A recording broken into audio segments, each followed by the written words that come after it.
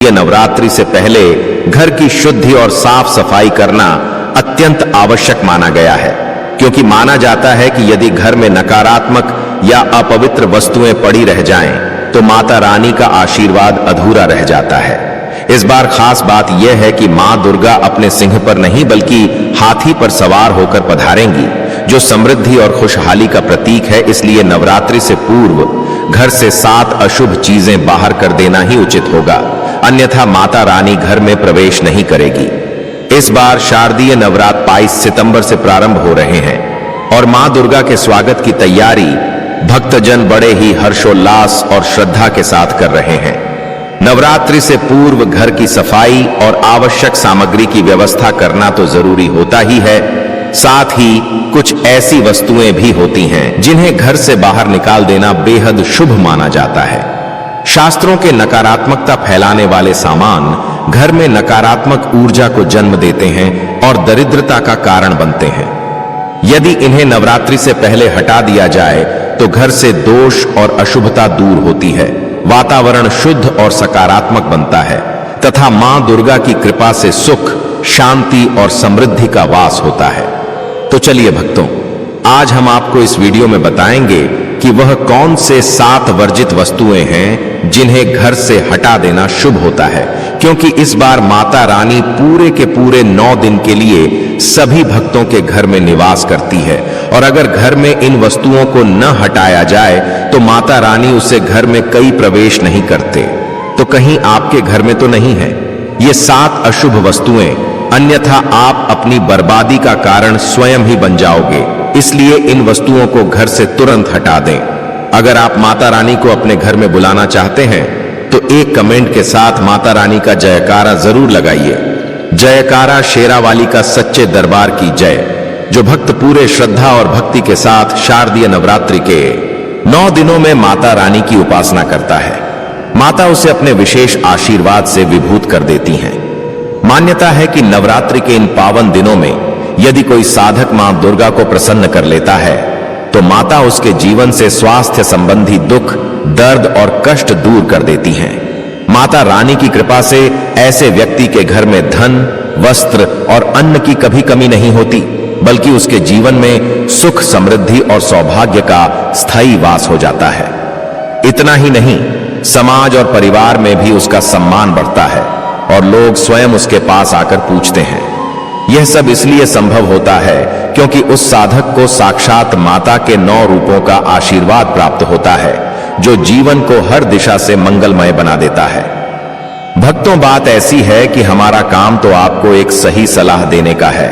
हम तो केवल सलाह ही दे सकते हैं। अब आप इसको मानो या ना मानो, आपकी मर्जी। लेकिन भक्तों, हम तो यही कहेंगे कि मन लगे तो आपका बेड़ा पार हो जाएगा।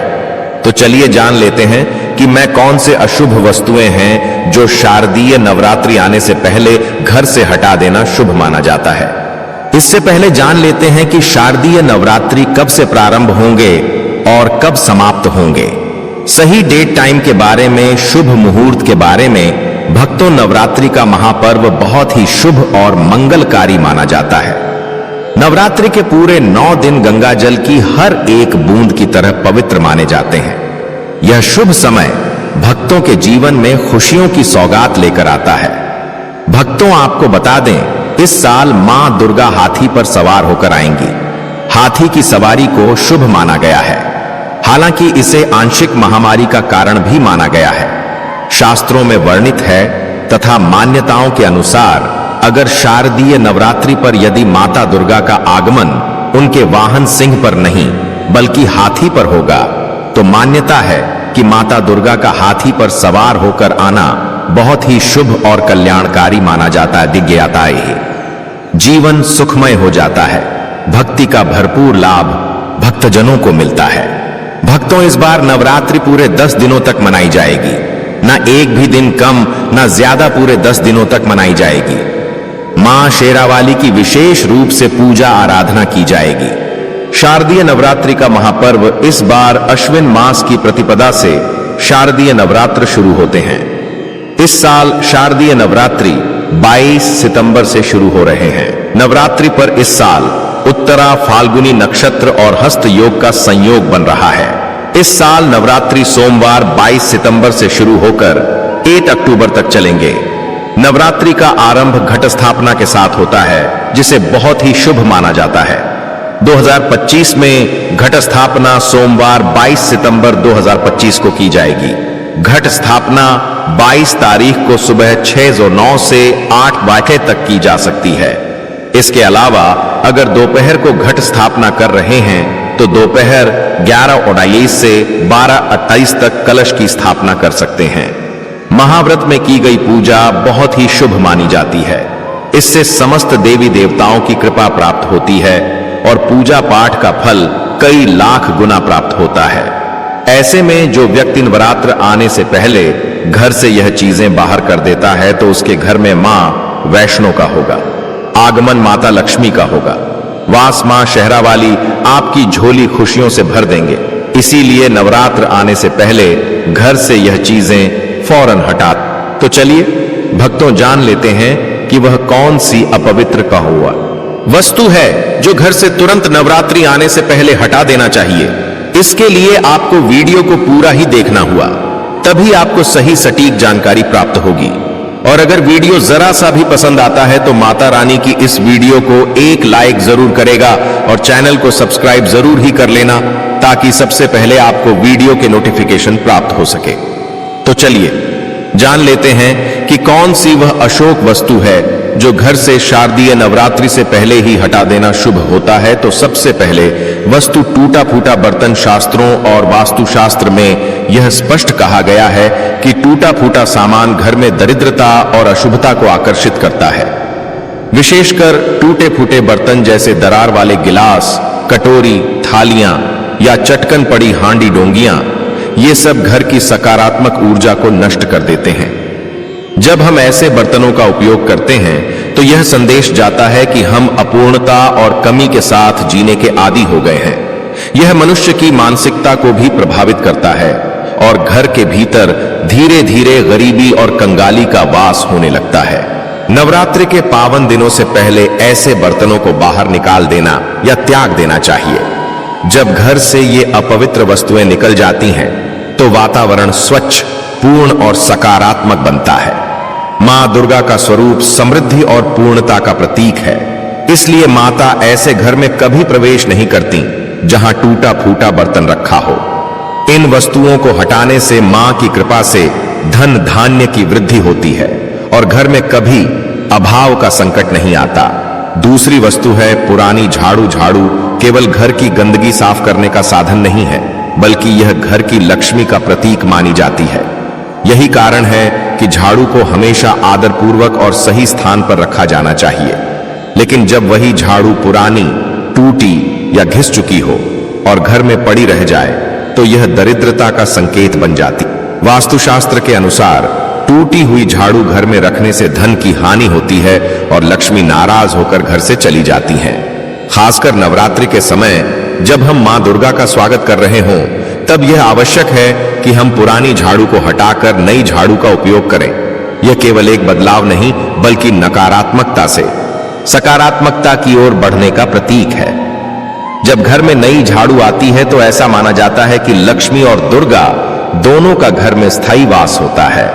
परिवार में सुख समृद्धि का विस्तार होता है और दरिद्रता के सारे द्वार बंद हो जाते हैं। अगर झाड़ू को सही दिशा में ना रखा जाए तो माता लक्ष्मी घर में प्रवेश नहीं करती है, क्योंकि झाड़ू माता लक्ष्मी का ही प्रतीक है। जिस प्रकार से झाड़ू की पूजा पाठ होती है, उसी प्रकार से झाड़ू का शास्त्रों में बहुत अधिक महत्व बताया गया है। तीसरी वस्तु है मकड़ी के जाले। घर में कहीं भी मकड़ी के जाले लगे रहना बहुत बड़ा वास्तु दोष माना गया है। मकड़ी के जाले आलस्य, रुकावट और स्थिरता के प्रतीक हैं। जिस घर में यह जाले लगे रहते हैं वहां प्रगति के मार्ग अवरुद्ध हो जाते हैं। चाहे कितना भी परिश्रम कर लिया जाए, वहां के लोग जीवन में आगे नहीं बढ़ पाते। इसके अलावा मकड़ी के जाले घर को गंदा और अंधकारमय बनाते हैं, जिससे सकारात्मक ऊर्जा अंदर प्रवेश ही नहीं कर पाती। नवरात्रि से पहले पूरे घर की गहराई से सफाई करके इन जालों को हटा देना चाहिए। जब घर हर कोने से साफ सुथरा हो जाता है तो वहां मामो दुर्गा राजिया का प्रवेश सरल हो जाता है। यह शुद्धता का प्रतीक है और इससे घर का हर सदस्य नई ऊर्जा, उत्साह और उन्नति की ओर अग्रसर होता है। मां दुर्गा शुद्ध और पवित्र स्थान पर ही निवास करती हैं, इसलिए मकड़ी के जालों को हटाना उनकी कृपा पाने का पहला कदम है। चौथी वस्तु है कांटेदार पौधे। कांटेदार पौधों का घर में रहना वास्तु और धार्मिक दृष्टि से अशुभ माना गया है। ये पौधे न केवल बाहरी रूप से चोट पहुंचाते हैं, बल्कि इनसे नकारात्मक ऊर्जा भी फैलती है। विशेषकर कैक्टस जैसे पौधे घर में कलह, क्लेश और आपसी तनाव का कारण बनते हैं। यह घर के सदस्यों के बीच आपसी प्रेम और सामंजस्य को नष्ट कर देते हैं। यदि नवरात्रि जैसे पावन अवसर पर ऐसे पौधे घर में रखे रह जाएं, तो यह मां दुर्गा के प्रवेश में बाधा डालते हैं। अतः इन्हें तुरंत घर से बाहर कर देना चाहिए। इसके स्थान पर शुभ और सकारात्मकता देने वाले पौधे जैसे तुलसी, मनी प्लांट या अशोक के पौधे लगाना चाहिए। जब कांटेदार पौधे हटाकर शुभ पौधे लगाए जाते हैं, तो घर का वातावरण शांत, सकारात्मक और सुखद बनता है। मां दुर्गा का आशीर्वाद परिवार पर स्थायी रूप से बना रहता है और घर में प्रेम, स्वास्थ्य और सौभाग्य का वास होता है। पांचवी वास्तु है टूटी हुई मूर्तियां और तस्वीरें। देवताओं की मूर्तियां और तस्वीरें केवल सजावट की वस्तुएं नहीं होती, वे हमारे श्रद्धा और विश्वास का प्रतीक होती हैं। जब ये मूर्तियां या तस्वीरें टूटी हुई, दरकी हुई या फटी हुई अवस्था में घर में रखी जाती हैं, तो यह अपमान का कारण बनता है। शास्त्रों में कहा गया है कि टूटी हुई मूर्तियों या तस्वीरों के कारण घर में पितृदोष और अशांति पैदा होती है, साथ ही पूजा का फल भी अधूरा रह जाता है। नवरात्रि से पहले ऐसी मूर्तियों और तस्वीरों का सम्मान पूर्वक विसर्जन कर देना चाहिए और उनकी जगह नई और पूर्ण मूर्तियां स्थापित करनी चाहिए। यह परिवर्तन घर में दिव्यता और सकारात्मकता का संचार करता है। जब हम माता को नए और संपूर्ण रूप में स्थापित करते हैं, तब वे प्रसन्न होकर हमारे घर में प्रवेश करती हैं और हमें स्वास्थ्य, संपन्नता और आध्यात्मिक शक्ति का वरदान देती हैं। छठी वास्तु बेकार पड़े पुराने कपड़े। हम में से कई लोग घर में पुराने, फटे या लंबे समय से उपयोग न किए कपड़े संजो कर रखते हैं। ये कपड़े धीरे धीरे नकारात्मक ऊर्जा का केंद्र बन जाते हैं। इन कपड़ों से घर में रोग, शोक और मानसिक तनाव की संभावना बढ़ जाती है। नवरात्रि से पहले ऐसे कपड़ों को घर से बाहर कर देना चाहिए और यदि वे उपयोग करने योग्य हैं, तो किसी जरूरतमंद को दान करना चाहिए। यह केवल सफाई ही नहीं, बल्कि पुण्य अर्जित करने का भी साधन है। जब हम इन वस्त्रों का त्याग करते हैं, तो घर में ताजगी और नई ऊर्जा का संचार होता है। मां दुर्गा को दान और सेवा भाव अत्यंत प्रिय है, इसलिए ऐसे कपड़े दान करने से उनकी कृपा कई गुना बढ़कर प्राप्त होती है। इसका परिणाम यह होता है कि घर में हमेशा उत्साह, स्वास्थ्य और उन्नति का वास होता है। और अंत में साथ भी वस्तु है नकारात्मक ऊर्जा फैलाने वाले सामान। कुछ सामान ऐसे होते हैं जो लंबे समय तक घर में पड़े पड़े नकारात्मक ऊर्जा फैलाने लगते हैं, जैसे टूटी हुई घड़ियां, खराब इलेक्ट्रॉनिक उपकरण, बेकार लोहे के टुकड़े या पुरानी मशीनें। ये वस्तुएं घर के वातावरण को भारी बना देती हैं और जीवन में रुकावटें पैदा करती हैं। यह धीरे धीरे परिवार के हर सदस्य पर प्रभाव डालती हैं और प्रगति के मार्ग को रोक देती हैं। नवरात्रि के पावन अवसर से पहले ऐसे सामानों को घर से हटा देना अत्यंत आवश्यक है। तब घर से ये बोझ हट जाते हैं तो वातावरण हल्का और सकारात्मक हो जाता है। मां दुर्गा प्रसन्न होकर ऐसे घर में प्रवेश करती हैं और जीवन से सभी रुकावटों को दूर कर देती हैं। इसके बाद परिवार के लोग नई दिशा और नए अवसरों की ओर बढ़ने लगते हैं और घर में सुख, समृद्धि और प्रगति का द्वार खुल जाता है। इन सातों वस्तुओं को यदि नवरात्रि से पहले घर से हटा दिया जाए, तो घर एकदम पवित्र, स्वच्छ और सकारात्मक ऊर्जा से परिपूर्ण हो जाता है। यही वह वातावरण है जिसमें माता दुर्गा सहज रूप से प्रवेश करती हैं और अपने भक्तों को असीम सुख, शांति, स्वास्थ्य और समृद्धि का वरदान देती हैं। अगर आपके घर में भी यह 7 वस्तु है, तो इन्हें शारदीय नवरात्रि से पहले ही हटा दें। ताकि माता आपके घर में प्रवेश करें। आपके दुख दर्द गरीबी सभी संकटों को दूर करने के लिए माता पूरे के पूरे 9 दिन आपके घर में वास करती है। इसलिए इन वर्जित वस्तु को हटाने से माता घर में आती है। इसी के साथ कुछ ऐसी पवित्र वस्तु भी हैं जो शास्त्रों में इनको पवित्र बताया गया है, जिस घर में जरूर ही खरीद कर लाना चाहिए। तो चलिए हम आपको बता देते हैं कि वह कौन कौन सी वस्तुएं हैं जो शारदीय नवरात्रि से पहले घर में जरूर ही खरीद कर लाना चाहिए। नवरात्रि का पावन पर्व न केवल व्रत, पूजा और भक्ति का समय होता है, बल्कि यह नई शुरुआत और शुभ कार्यों के लिए भी उत्तम अवसर माना जाता है। शास्त्रों में कहा गया है कि यदि शारदीय नवरात्रि के दिनों में कुछ विशेष वस्तुएं खरीदी जाएं और घर में लाकर स्थापित की जाएं, तो वह पूरे वर्ष घर में सुख, समृद्धि और सौभाग्य का संचार करती हैं। तो चलिए हम जान लेते हैं कि वह कौन सी वस्तु है जो हमें खरीद कर लाना है। तो हम आपको उन वस्तुओं को बारी बारी से बताएंगे, क्योंकि पूजा गुरुजी ने भी कहा है कि इन वस्तुओं को घर में लाने से वहां का आशीर्वाद घर में आता है। लाल चुनरी और श्रृंगार सामग्री। नवरात्रि से पहले माता रानी के लिए लाल चुनरी और श्रृंगार सामग्री अवश्य खरीदनी चाहिए। चुनरी मां दुर्गा के स्वरूप को आच्छादित करने और उनकी आराधना में विशेष महत्व रखती है। श्रृंगार सामग्री जैसे बिंदी, चूड़ी, कंघी, सिंदूर और काजल आदि को खरीदकर माता को अर्पित करना अत्यंत शुभ माना जाता है। ऐसा करने से भक्त को अखंड सौभाग्य और सुख शांति का वरदान मिलता है। मान्यता है कि माता रानी के श्रृंगार से प्रसन्न होकर वे अपने भक्तों के जीवन में समृद्धि और आनंद का संचार करती हैं। 2. नारियल और कलश।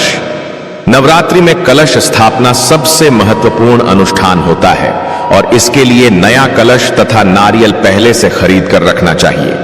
कलश को सृष्टि का प्रतीक माना गया है और नारियल माता को प्रिय है। नवरात्रि से पहले जब हम नया कलश घर लाते हैं तो यह शुभता और पूर्णता का प्रतीक होता है।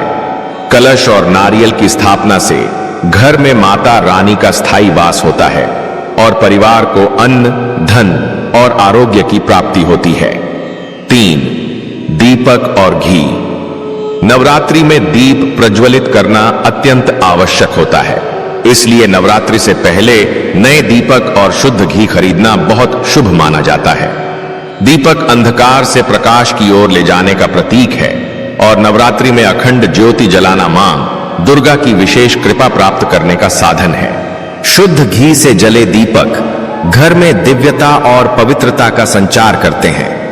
ऐसा माना जाता है कि नवरात्रि के समय खरीदे गए दीपक पूरे वर्ष घर को आलोकित और पावन बनाए रखते हैं। 4. धूप, अगरबत्ती और फूल। मां दुर्गा की पूजा में सुगंध और पुष्प का विशेष महत्व होता है। इसलिए नवरात्रि से पहले धूप बत्ती, अगरबत्ती और ताजे फूल अवश्य लाने चाहिए। धूप और अगरबत्ती की सुगंध वातावरण को पवित्र बनाती है और मन को शांत करती है, जबकि पुष्पों के बिना पूजा अधूरी मानी जाती है। नवरात्रि में इन वस्तुओं की खरीद से पूजा स्थल पवित्र होता है और भक्त का मन पूर्ण श्रद्धा से मां के ध्यान में लग जाता है। 5. नए वस्त्र। नवरात्रि से पहले घर के लिए और विशेषकर माता रानी की आराधना के लिए नए वस्त्र खरीदना शुभ होता है। पूजा में लाल, पीले या सफेद वस्त्र पहनना मंगलकारी माना जाता है। इसके अलावा माता को भी नए वस्त्र अर्पित किए जाते हैं, जिसे भक्तजन माता की सेवा और प्रेम का प्रतीक मानते हैं।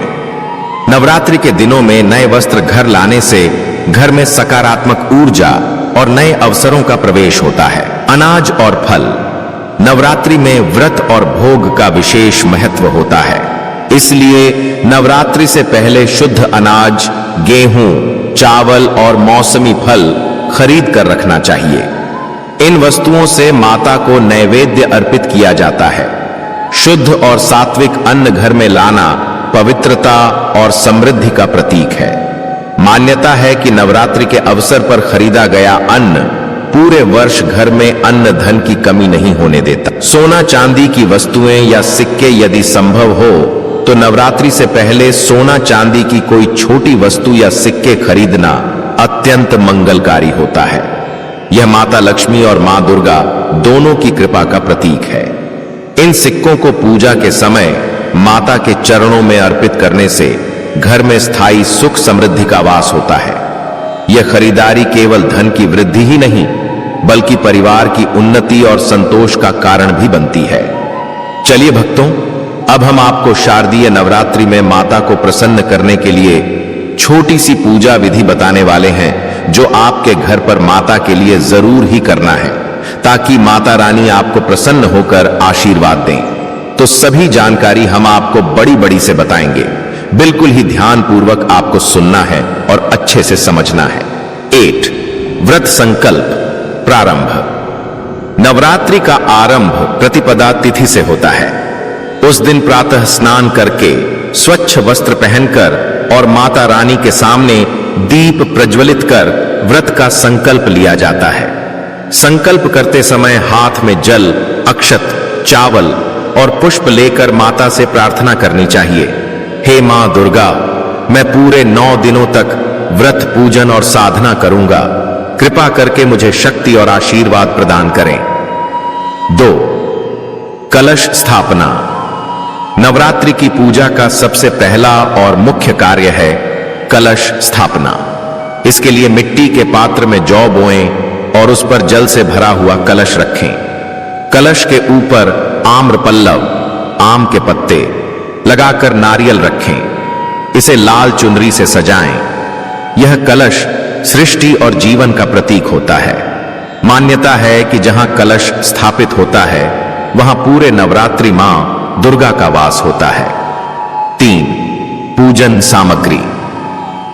पूजा के लिए आवश्यक सामग्री इस प्रकार है: माता की प्रतिमा या चित्र, लाल चुनरी और वस्त्र, अक्षत, रोली, कुमकुम, हल्दी, दीपक, घी या तेल का, धूप, अगरबत्ती, कलश, नारियल, जौ, पान, सुपारी, लौंग, इलायची पुष्प, माला, बेलपत्र, फल, मिठाई, पंचामृत। माता के श्रृंगार के लिए बिंदी, चूड़ी, सिंदूर आदि 4। माता की पूजा विधि सुबह और शाम दोनों समय माता की पूजा करनी चाहिए। पहले कलश और जौ को प्रणाम करें, फिर माता की प्रतिमा या चित्र पर गंगा जल छिड़ककर शुद्ध करें। रोली, अक्षत और पुष्प अर्पित करें। माता को लाल चुनरी और श्रृंगार सामग्री चढ़ाएं। धूप, दीप और नैवेद्य अर्पित करें। दुर्गा सप्तशती, दुर्गा चालीसा या मां के 108 नामों का पाठ करें। प्रत्येक दिन माता के एक विशेष रूप की पूजा करें। ऐसे प्रथम दिन शैलपुत्री, द्वितीय दिन ब्रह्मचारिणी आदि। आरती करके अंत में क्षमा प्रार्थना करें। 5 व्रत नियम।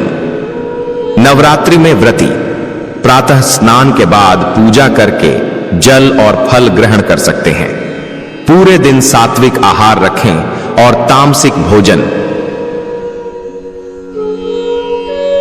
प्याज, लहसुन, मांस, मदिरा आदि से दूर रहें। व्रत में फल, दूध, दही, सूखे मेवे और सेंधा नमक का उपयोग कर सकते हैं।